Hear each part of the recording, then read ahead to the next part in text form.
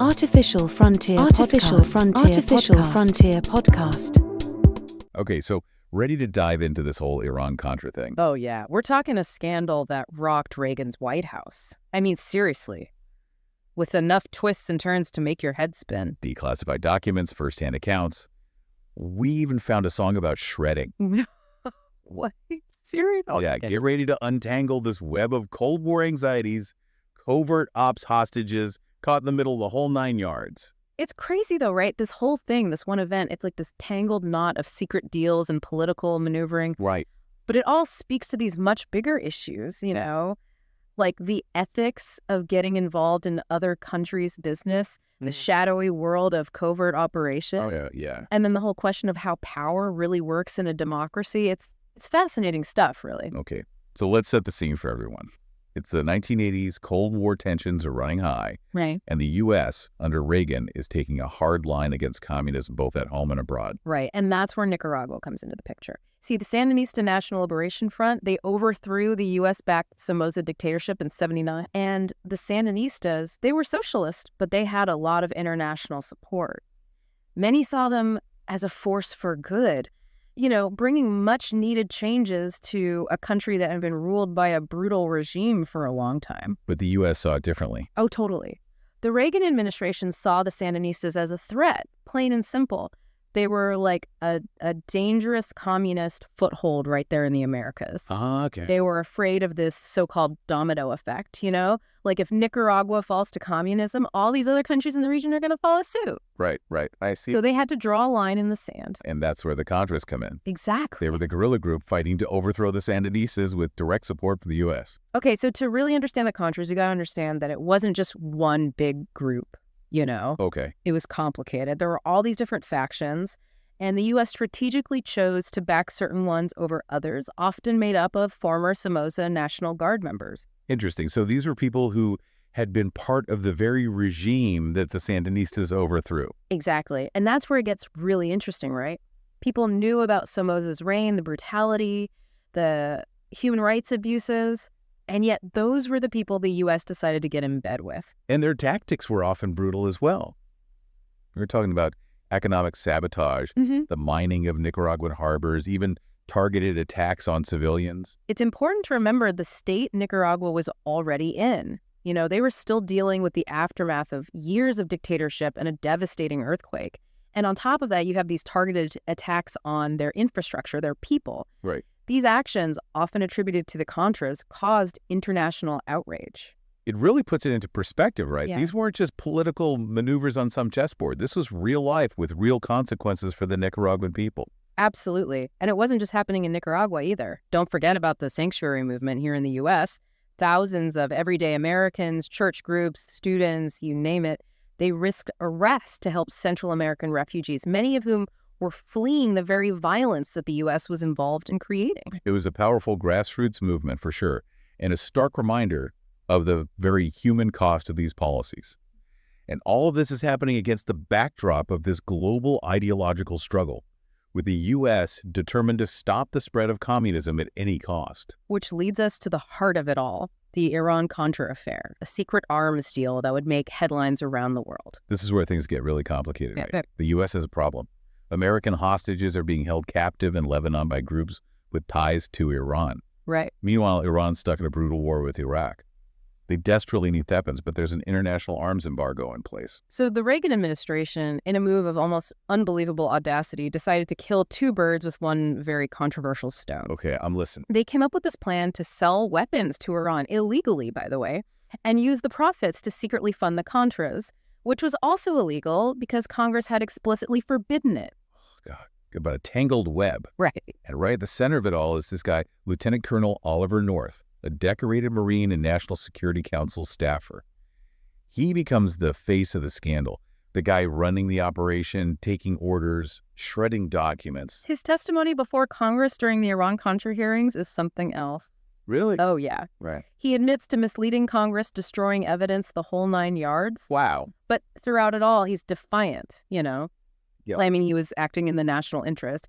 It's this strange mix of, I'm sorry, and I'd do it again. It really makes you question everything. It's like something out of a movie. And speaking of movies, you were talking about a song about shredding earlier. Oh, yeah. Ollie North by the Minutemen. The Minutemen. Yeah. They were a punk band, and they captured the absurdity of the whole thing perfectly. The sheer audacity of shredding evidence and claiming innocence while the whole country's watching in disbelief. Wow, I've got to hear this song. Ugh. So it perfectly captures the sentiment of the time. The disbelief, the anger, the dark humor that came out of this huge breach of public trust. Oh, absolutely. Wow. Absolutely. And we can't forget about the fallout from all of this. This wasn't just some political game. This was a major scandal that rocked the Reagan presidency to its core. Oh, yeah. Reagan's approval rating plummeted. People felt betrayed, lied to by their own government. And it raised so many questions. How high up did this go? Did Reagan know about the deal? Big questions. Huge ones that historians and political scientists are still debating today. So we've got these secret deals, covert operations, political maneuvering all happening against a backdrop of global ideological struggle. Yeah. Where do we even go from here? Yeah. It's really incredible when you think about it, the audacity of this whole operation. Yeah. We're still trying to unpack all of it, see the layers of deceit.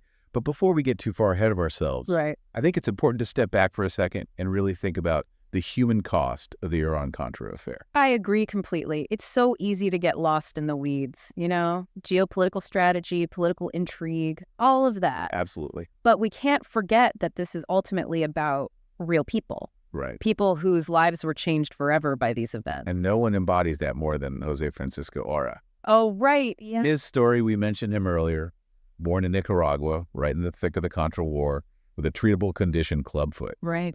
But because of the economic devastation caused by U.S. policies, he never got the treatment he needed. It's a tragedy, and it highlights the long-lasting impact of this conflict, the consequences that people are still living with today. Exactly.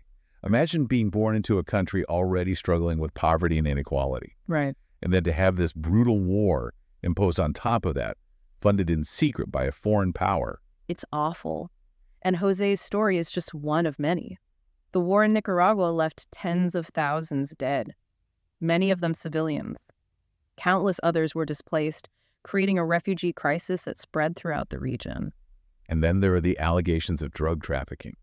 The rumors about the CIA smuggling cocaine into the U.S. to fund the Contras. Yeah, that's a whole other chapter in this story, one of the most controversial and murky aspects of the entire affair. Right. One of the sources we looked at mentioned this seafood company called Ocean Hunter.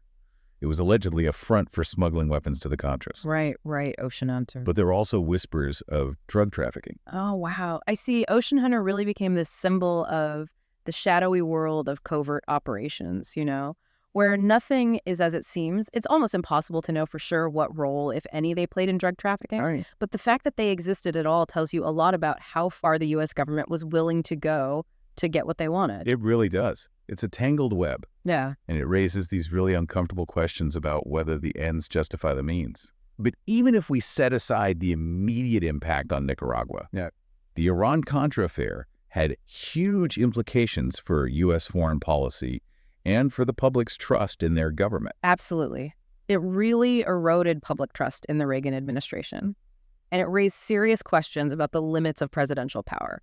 What can a president actually do? Where do we draw the line? Those are conversations that we're still having today. Right. And it fueled this whole debate about the role of covert operations in a democracy. Like, should a democratic government be involved in these kinds of activities? And if so, how do we hold them accountable? Right. Those are big questions. Huge. Yeah. And they're questions that have lingered long after the Iran-Contra scandal itself faded from the headlines. It's like we fell into this rabbit hole. Right. Cold War, paranoia, illegal arms, deals this cover-up that just wouldn't quit. And that's the thing about these deep dives, right? You start digging and you realize how much more there is to uncover. It's never simple. Never. And with Iran-Contra, one of the biggest takeaways for me is this whole issue of unchecked power. Oh, absolutely. We see this small group operating in total secrecy, able to bypass Congress completely, the will of the people. And look what happens. It leads to these massive consequences. And it raises the question of what's acceptable, right? This idea that anything goes in the name of national security, whether it's fighting communism or terrorism, it's a dangerous road to go down. It really is. The Iran-Contra affair showed us just how vulnerable our system really is. The cracks where even good intentions can be twisted into something a lot darker.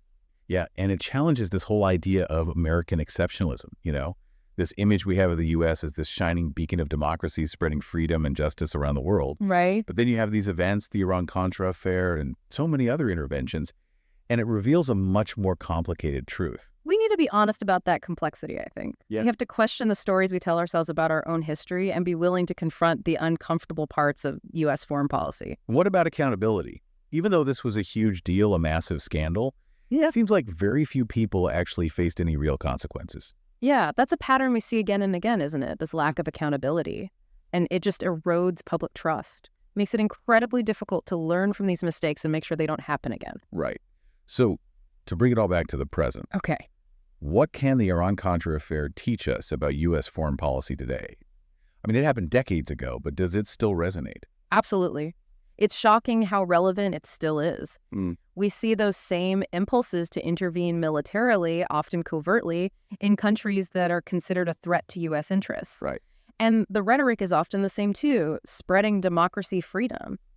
But do the results really match the rhetoric? That's the question. And just like with Nicaragua, we often overlook the human cost. Yeah. These interventions, they shatter lives, tear families apart. It's tragic. The Iran-Contra affair is this stark warning, a reminder that we need to be wary of those in power. We have to question their motives, their methods, and hold them accountable for their actions. That's the biggest lesson here. That's something for all of us to think about.